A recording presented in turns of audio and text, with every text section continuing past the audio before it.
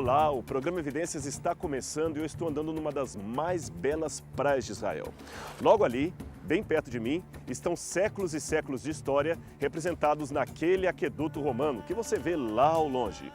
Em ruínas, ele é remanescente de um dos 3 aquedutos construídos pelos romanos para trazer água de mais de 7 quilômetros para uma cidade de 50 mil habitantes.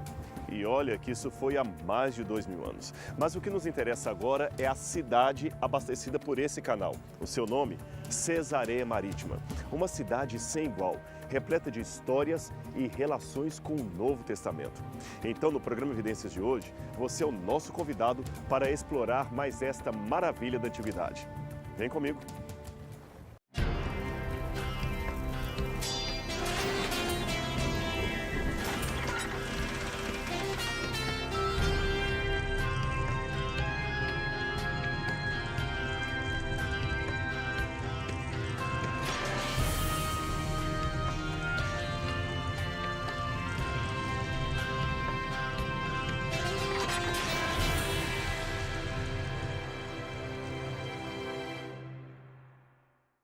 As ruínas da antiga Cesareia Marítima estão localizadas no litoral de Israel, aproximadamente na metade do caminho entre a moderna Haifa e Tel Aviv.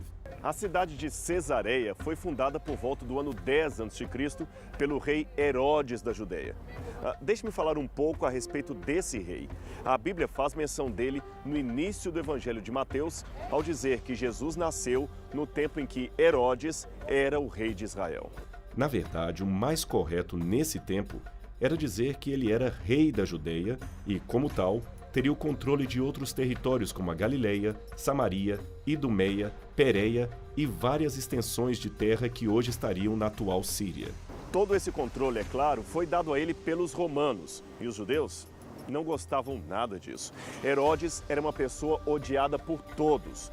Mas, paradoxalmente falando, ele era um exímio construtor. Só para você ter uma noção, ele reformou e ampliou o templo. Construiu um enorme palácio em Jericó, outro em Massada e ainda mais outro perto de Belém, onde desejava ser sepultado depois de sua morte. Esta que está aqui foi a cidade de Cesareia, a cidade-porto que ele construiu para colocar Israel no topo da lista dos grandes centros. É que o porto que estava aqui rivalizava-se com o porto da própria capital do Império Romano.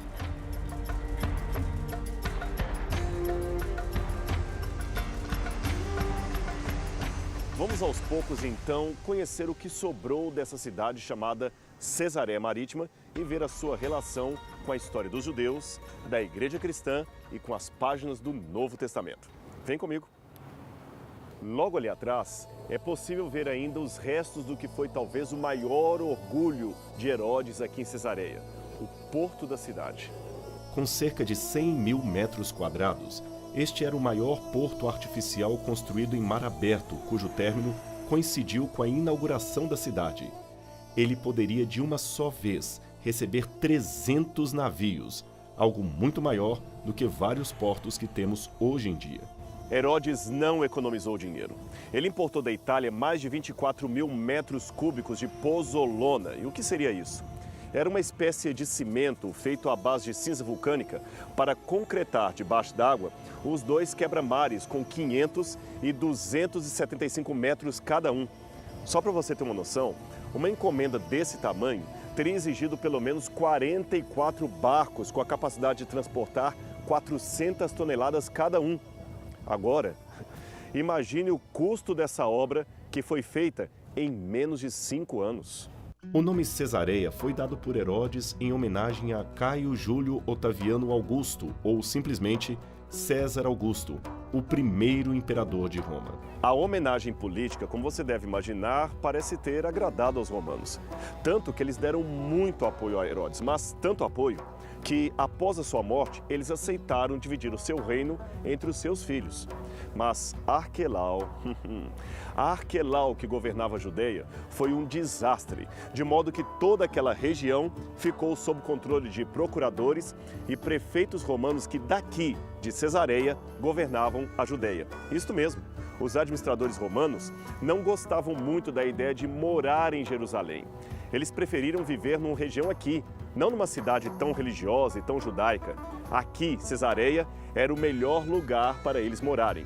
E um desses procuradores que viveu aqui tem o seu nome registrado numa inscrição muito importante para a arqueologia bíblica, que foi encontrada aqui no que chamamos de segundo uso. O segundo uso é quando uma peça da antiguidade aparece noutro tempo, aplicada num outro lugar. Esta peça, ou esta pedra, foi encontrada dentro do teatro e você vai conhecê-la agora. Vem comigo.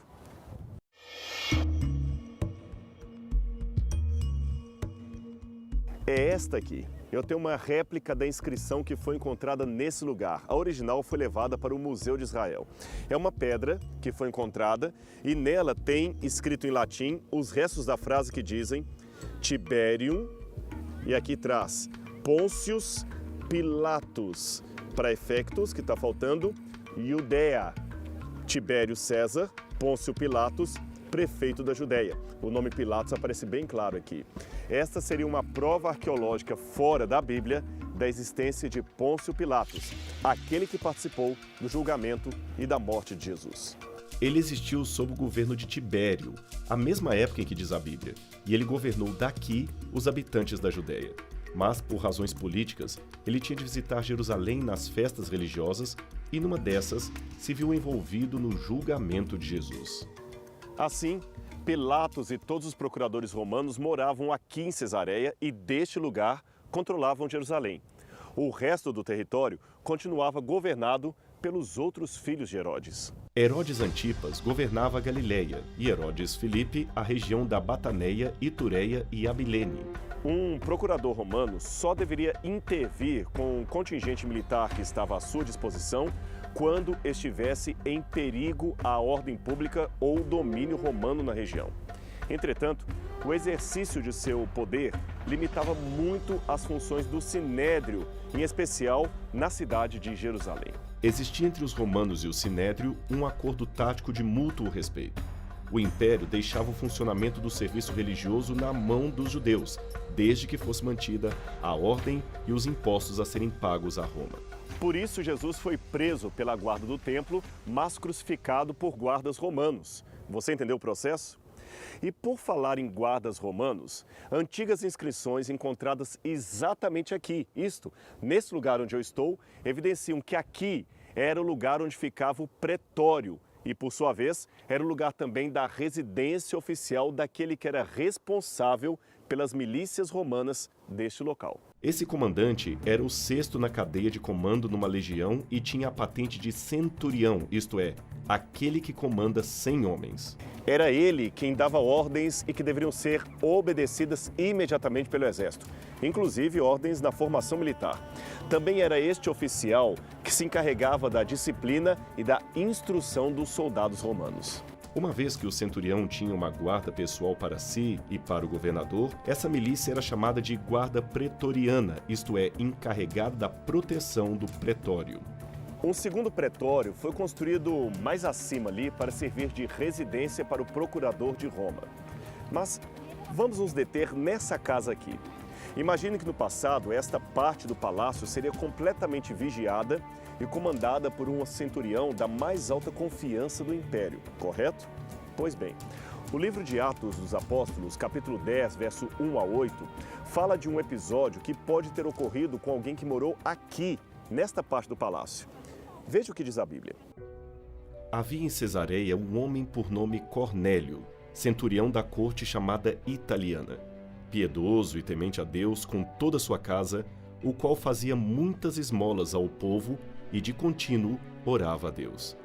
Esse, quase à hora 9ª do dia, viu claramente numa visão um anjo de Deus que se dirigia a ele e dizia: Cornélio, o qual, fitando os olhos nele e muito atemorizado, disse: Que é, Senhor? E disse-lhe: As tuas orações e as tuas esmolas têm subido para a memória diante de Deus. Agora, pois, envia homens a Jope e manda chamar a Simão, que tem por sobrenome Pedro. Este está com certo Simão curtidor, que tem a sua casa junto do mar. Ele te dirá o que deves fazer. E retirando-se o anjo que lhe falava, chamou 2 de seus criados, e a um piedoso soldado dos que estavam a seu serviço. E havendo-lhes contado tudo, os enviou a Jope. Interessante, não é mesmo? O texto segue depois dizendo que eles foram a Jope, que fica a uns 50 quilômetros ao sul de onde nós estamos. E de lá trouxeram Pedro para conversar com Cornélio. Pois bem, aqui possivelmente morou o primeiro converso não judeu, isto é, não circuncidado, que se converteu ao cristianismo, embora ao que tudo indica, ele já tinha bastante apreciação pela religião judaica. Aqui então, portanto, nesse lugar, Pedro possivelmente se encontra com ele e dá os primeiros e mais antigos estudos bíblicos acerca de Jesus Cristo para uma pessoa. A Bíblia fala ainda de um certo Filipe evangelista, que, é claro, não pode ser confundido com o Filipe, o apóstolo. Esse Filipe evangelista também morou aqui em Cesareia. Ele é citado diversas vezes no livro de Atos dos Apóstolos junto com Estevão, que era um dos 7 diáconos, homens acreditados, cheios de espírito e de sabedoria, escolhidos para a distribuição de alimentos entre as viúvas cristãs em Jerusalém. Atos 6, 1 a 6. Quando a perseguição espalhou a maioria dos cristãos, Filipe foi para Samaria e ali proclamou o evangelho.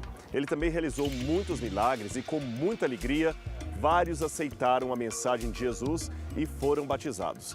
Inclusive, um certo Simão que praticava artes mágicas. Então ele, orientado por um anjo, foi até as bandas de Gaza e batizou um eunuco, servo da rainha da Etiópia. E então, arrebatado pelo Espírito, veio pregando de cidade em cidade até fixar residência aqui em Cesareia, ou talvez já até morasse aqui antes disso. O fato é que Atos 21, verso 8, o mostra residindo nessa cidade e sendo visitado por Paulo e Lucas, que passaram um tempo aqui em sua casa. Imagine o privilégio dele. No dia seguinte, partimos e fomos para Cesareia, e entrando na casa de Filipe, o evangelista, que era um dos 7, ficamos com ele. Atos 21, verso 8. O interessante ou trágico nessa história é que um profeta chamado Ágabo veio da Judeia com uma mensagem muito séria. Ao que o texto bíblico nos dá a entender, ele era um profeta verdadeiro. Ele toma o cinto de Paulo e faz uma encenação. Ele amarra suas próprias mãos e pés e declara que aquilo haveria de acontecer ao dono daquele cinto. Todos entenderam o recado. Paulo seria preso e talvez morto se fosse a Jerusalém. Mas o curioso é que ele não titubeia de sua missão, mesmo sabendo o risco que ela contém. Ele vai assim mesmo para Jerusalém. Contudo, Cesareia ainda tem outro episódio envolvendo esta missão.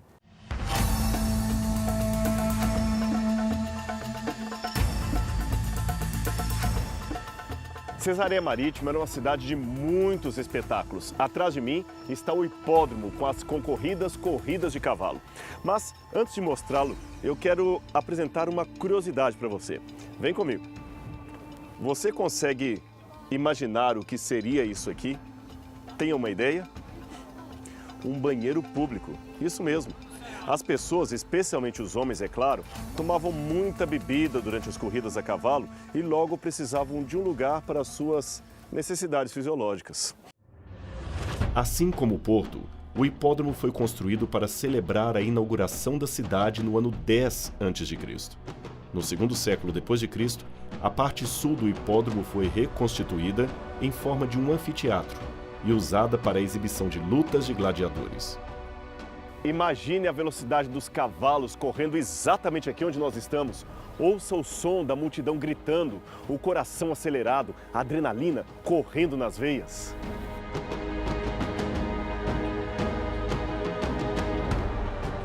Essas pedras aqui formavam uma espécie de camarote de elite.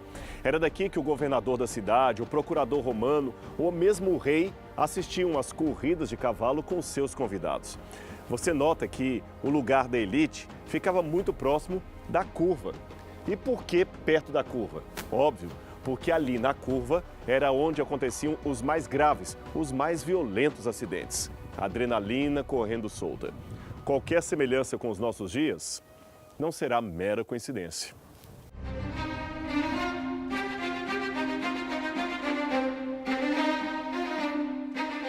Agora vamos conhecer uma típica casa de espetáculos romana, um teatro daquele tempo. As pessoas entravam por aqui, onde eu estou, para assistir às peças e apresentações, e muitas dessas passagens eram situadas abaixo ou atrás das arquibancadas. E note que elas eram propositadamente feitas para permitir que um grande número de pessoas saísse de uma só vez rapidamente depois que a peça terminasse. Agora, você sabe como esse lugar se chamava? Vomitorium. Isso mesmo. É como se o espetáculo ou o teatro vomitasse os espectadores depois da peça. Estranho nome para a saída de um espetáculo, não é mesmo? Embora a expressão pão e circo seja posterior a esses tempos, tudo indica que os romanos já incentivavam desde o início do Império esse tipo de comportamento para entreter o povo. Novamente, não foram os romanos, e sim Herodes quem construiu aqui em Cesareia esse enorme teatro com capacidade para 3.500 pessoas. A sua acústica é impressionante até hoje, tanto que espetáculos continuam sendo apresentados aqui em Cesareia. Aliás, quase sempre, o palco que está lá atrás está montado para algum tipo de show de música moderna. O teatro era originalmente coberto de peles de animais ou palmeiras, e os visitantes provavelmente traziam de casa almofadas para amenizar o desconforto dos assentos de pedra. Muitas peças eram exibidas nesse local para entretenimento tanto dos que viviam em Cesareia, como de visitantes que afluíam para aqui. Os descendentes de Herodes o Grande também usufruíam muito desse lugar. Aliás, um deles, Herodes Agripa, que recuperou parte do reino da família herodiana, fez deste lugar aqui, desse teatro, um verdadeiro santuário para si mesmo. Ele era tão arrogante, que se sentia um deus. Atos 12, 21 a 23, narra um fato que certamente aconteceu aqui, bem nesse lugar, a morte de Herodes Agripa. No dia marcado, Herodes, vestindo seus trajes reais, sentou-se em seu trono e fez um discurso ao povo. Eles começaram a gritar: "É voz de Deus e não de homem!" Visto que Herodes não glorificou a Deus, imediatamente um anjo do Senhor o feriu e ele morreu comido por vermes. Atos 12, 21 a 23. Naturalmente, esse é o tipo de história que os céticos dizem que prova que a Bíblia não é historicamente confiável. Acontece, contudo, que a morte de Herodes Agripa é contada também por outra fonte que não tem nenhuma relação com o Novo Testamento. Trata-se do historiador Flávio Josefo, que viveu no 1º século de nossa era. Veja o que ele escreveu. Então, quando Agripa tinha reinado durante 3 anos sobre toda a Judéia, ele veio à cidade de Cesareia, que antes era chamada de Torre de Estrabo, e ali ele apresentou espetáculos em honra a César. No 2º dia dos tais espetáculos, ele vestiu um traje feito totalmente de prata e de uma textura verdadeiramente maravilhosa, e veio para o teatro de manhã cedo, ao tempo em que a prata do seu traje, sendo iluminada pelo fresco reflexo dos raios do sol sobre ela, brilhou de uma maneira surpreendente, e ele ficou tão resplandecente que espalhou horror entre aqueles que olhavam firmemente para ele. E no momento, seus bajuladores gritaram, um de um lugar, outro de outro lugar, ainda que não bem para ele, que ele era um deus. Quanto a isto, o rei não os repreendeu, nem rejeitou sua ímpia bajulação. Então uma dor severa apareceu em seu abdômen e começou de maneira muito violenta. Desse modo, ele foi carregado para dentro do palácio, e o rumor espalhou-se por toda a parte, que ele certamente morreria dentro de pouco tempo. E quando ele tinha se esgotado muito pela dor no abdômen durante 5 dias, ele partiu dessa vida. Imagine que exatamente logo ali atrás, onde nós estamos vendo agora, veio Herodes com sua pompa e orgulho, sem saber que em pouco tempo ele seria ferido pelo anjo do Senhor. Foi ele o responsável pela morte de Tiago, irmão de João, e pela perseguição a Pedro. Foi também Herodes o responsável pela perseguição da igreja que estava em Jerusalém. Mas a passagem que marca a sua morte termina com uma nota interessante. Entretanto, a palavra do Senhor crescia e se multiplicava. Atos 12, 24. E então fala de um certo Barnabé e Saulo que estavam cumprindo a sua missão. Esse Saulo será o grande apóstolo Paulo, cuja história também se cruza aqui com a cidade de Cesareia. Mas, para entendê-la, vamos voltar para o pretório e o palácio de Herodes. E enquanto nós vamos para lá, vamos recapitular a vida desse grande herói do Novo Testamento. Venha comigo, vamos pensar na vida de Paulo. Paulo visitou Cesareia várias vezes, e em muitas ocasiões ele esteve presente neste lugar, a começar do início do seu ministério, quando, após a sua conversão, judeus helenistas intentavam matá-lo, até que, tendo esse fato chegado ao conhecimento dos irmãos, Paulo foi levado até Cesareia, e dali o enviaram para Tarso. Eu fico pensando no maravilhoso, mas ao mesmo tempo assustador encontro de Saulo com Cristo no caminho de Damasco. Ele é afetado por uma enorme luz e uma voz que dizia: Saulo, Saulo, por que você me persegue? Então ele, assustado, pergunta: mas quem é o Senhor? E a voz continua: eu sou Jesus a quem você persegue. Atos 9, verso 4. Eu me imagino no lugar dele. O que o impacto desse encontro teria causado na minha vida? Mas o problema é que, ao invés de ter portas se abrindo, o que Paulo experimentou a partir daí foi uma série de perseguições e aparente derrota. Enfrentando dilemas, dormindo em porão de navio, sendo apedrejado, Paulo não parava de pregar a palavra do Senhor. Em pelo menos 2 ocasiões que coincidem com a sua segunda e terceira viagem missionária, Paulo desembarcou aqui em Cesareia, no porto que aqui havia, e daqui ele buscou outros rumos para pregar o Evangelho. E chegando Paulo a Cesareia, subiu a Jerusalém, e saudando a igreja, desceu a Antioquia. Atos 18, 22. E no dia seguinte, partindo dali Paulo e nós que com ele estávamos, chegamos a Cesareia. Atos 21, verso 8. O objetivo da viagem de Paulo a Jerusalém era entregar uma oferta proveniente das igrejas gentílicas para os crentes pobres de Jerusalém. Aquela foi realmente uma grande oferta. Paulo demorou 1 ano para arrecadá-la. Mas o ponto é que ele foi várias vezes advertido a não fazer aquela viagem para Jerusalém. A profecia de Ágapo foi uma dessas advertências e até Lucas, o autor do livro de Atos, o pede para que não vá para lá. Mas o fato é que Paulo estava decidido, determinado. Ele entendia ser aquela a vontade de Deus e, para cumpri-la, não temia nem a prisão, nem a própria morte. Uma vez em Jerusalém, conforme já era de se esperar, Paulo enfrenta o ódio e a oposição de muitos judeus. Com toda a cidade amotinada, o desejo de vários membros da elite judaica era matar Paulo.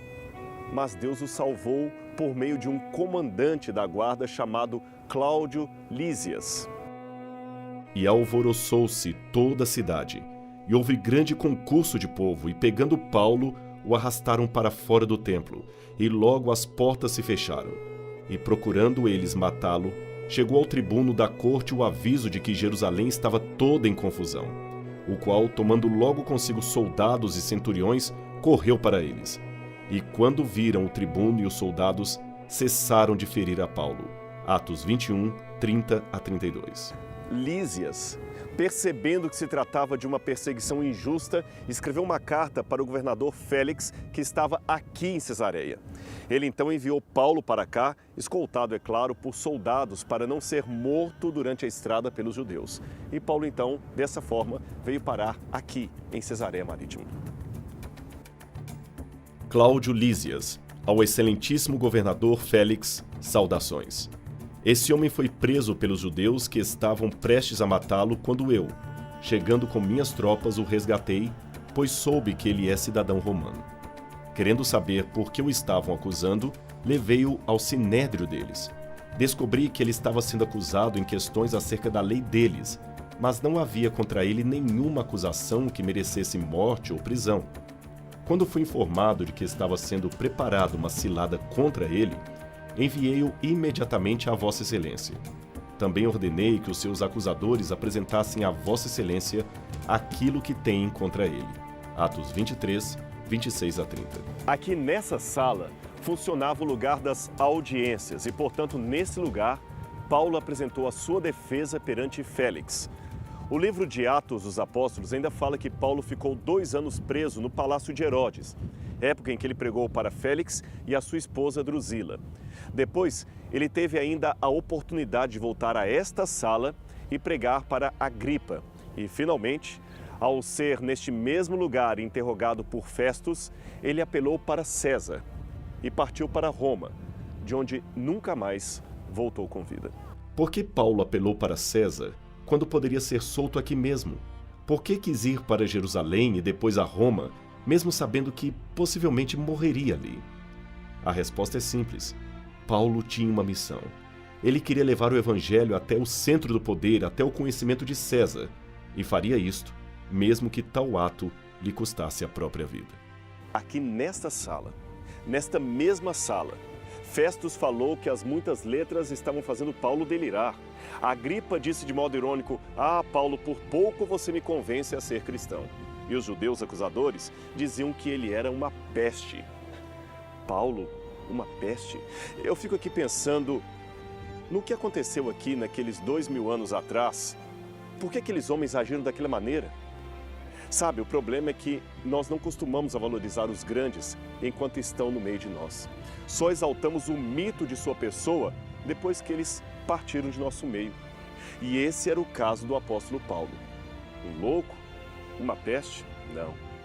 Um homem com ideais, que morreu confiante por saber, afinal, por que ele vivia. Um verdadeiro exemplo. Para você, para mim, para todos nós.